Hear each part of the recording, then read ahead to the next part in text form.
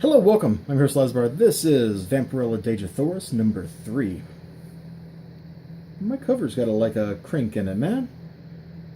Come on. You buy a book from a store. What does it look like somebody took a paper clip and, jammed it in right there? Anyway, Grandpa and Dad are like, "Where's Vampirella? We need a plan." Meanwhile, Draculon is attacking. We catch up with them, they're all slaves, and in true Barsoom fashion, they reveal just how evil they are. The bad guys, not the main characters. And then some other people will show up to attack them and enslave them. That's literally all that happens, as far as I can tell, in Barsoom stories, is you get in there, you meet some people, you learn they're slaves, you go up the chain to the next people, the ones that were enslaving them, and you find another set of slaves. And so on and so on.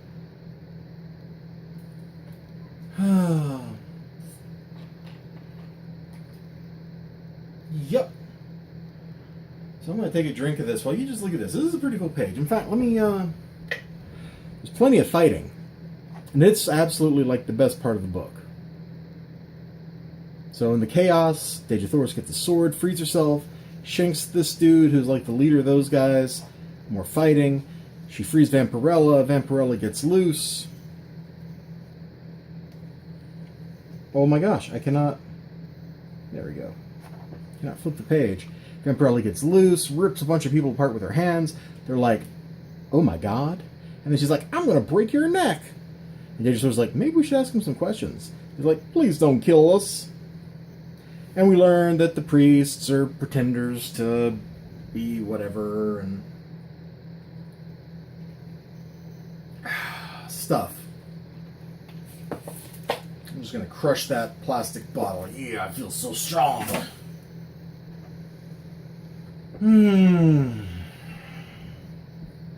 This is pretty much the best part of the book, is these couple of pages of action.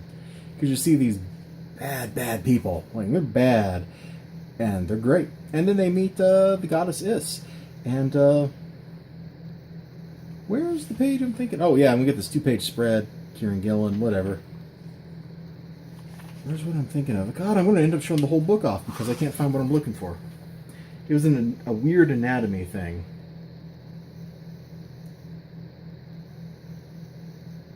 Oh my god, I really am about to show the entire book off. I guess I can't show... Yep, I flipped over the page I wanted to show. Alright. So, we're at least not showing the page opposite this. Hold on. Let me just grab a conveniently located comic book to cover this other page up. There's lots of, mentalism going on and mind control and stuff, but I'm not even going to talk about that. We're going to... Look here. She doesn't even have a thigh gap. The inside of her legs, it goes, straight in. There's no bulge, there's no thigh gap. The cheeks don't hang down. That's not natural.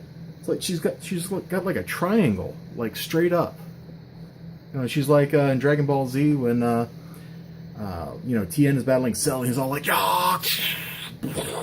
hammering Cell down to the ground. That's what's going on between her legs, and it does not look right.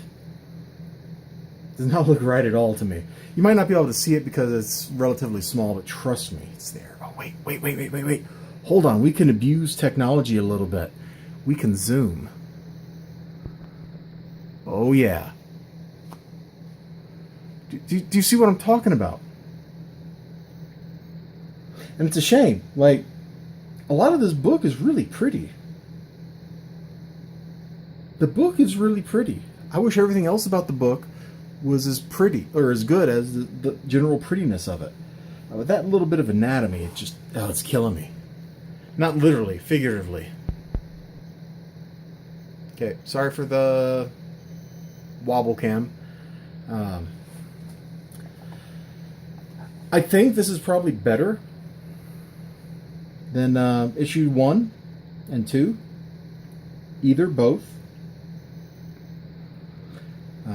The fight was actually pretty fun and thrilling. And kind of to spoil the plot, that's Is, apparently, who's not actually a goddess. She's just really old. And she wants to be immortal. So she's like, yo, can you make me immortal? And Vampirella's like, sure. And then she's like, great. Your people can take the place of the Therns, those crazy priest guys in robes, and just eat everybody for me. And Vampirella's like, great. And then Dejah Thoris is like, wait, what? And so I guess next issue they're going to have a throwdown. And if they end up becoming like BFFs, like after one page of conflict, I'm going to be so upset. I think that's kind of what's missing from the book, is these two having a conflict with each other, because right at the start, they became best friends in like 3 seconds of telepathy. It was a little ridiculous how fast that happened. I mean, in a book like this, the heroes are expected to be on the same side, but maybe they shouldn't be. Maybe they don't have to be. How about an all-out war between the forces of Draculon and the forces of Helium, and then Issa's people, and you know what? Let's just drag the White Apes and everybody else into the party, and let's just have a big throwdown. Like, that would be fun. I doubt we're going to get that. I bet they kiss and make up very quickly. Oh, can you see the imperfection of the cover if I do that? Yeah, see? See? You can see the way the reflection works. There's a little ridge right there. Why? This book is brand new, and it has been handled with care since I got it from the shop man. Oh, Diamond. Am I right? Am I right? I'm right. So I don't know if I can actually recommend the book, but I'm staying on this train till the end. I told my shop man, let's do it, brother. I didn't actually say that, but just pretend I did. And so we're doing it. Being a Dynamite book, there are approximately 500 covers for this thing. And in the interest of not showing as many pages as I might, even though it's just an ad, but I'm trying to cut down on the amount of stuff I'm showing just so I don't get a copyright strike or something. Look here, we got 6 covers.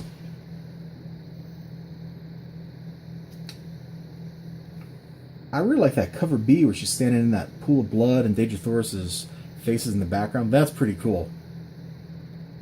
That's kind of lame looking. That's a really good costume, actually. And then we got sketch covers and then virgin variants. Okay, so there's 11 covers for this one book. If you collect Dynamite books, can you please tell me how you can afford this? How can you afford to buy 11 books and then get... these are incentive covers on the back here. Like, how many copies do you have to buy for those? Like 50? 100? I don't see how that's affordable in the least. 10 to 1, 25 to 1. Like, I guess if you bought all 11 covers and they're like 10 to 1 in incentives, you're only buying like 20 comics or something. Still, that's let's see, $3.99 US. That's $80. No, I probably sound like a hypocrite now because I bought that stupid Rags #2 Virgin variant for $35 from Antarctic Press because they are price gouging, because they got a hot product and they haven't had one in forever. But now I'm ranting and it has nothing to do with this book, so I'm just going to shut up. You all have a great day. Probably don't buy this unless you just like the art and you want to treat it like an art book. In which case, yeah, this is probably worth your time because there's a lot of nice looking pages in this thing. And the little fight, short as it is, also pretty nice. And I gotta say, like, with the art, I really like how expressive everybody is. He really looks like he got shot. She looks, a little outraged. Here she's pretending to be cowed, just so they don't stab her. Here she's a little surprised. Like, you can see their feelings right on their faces. It's great. That's something you don't see in a lot of comic books, which is weird. It's a visual medium. This is literally what you do, and it's being done well here. All right, I'm going to shut up now. You all have a great night, great day, great whatever, and I'll talk to you next time. Bye-bye.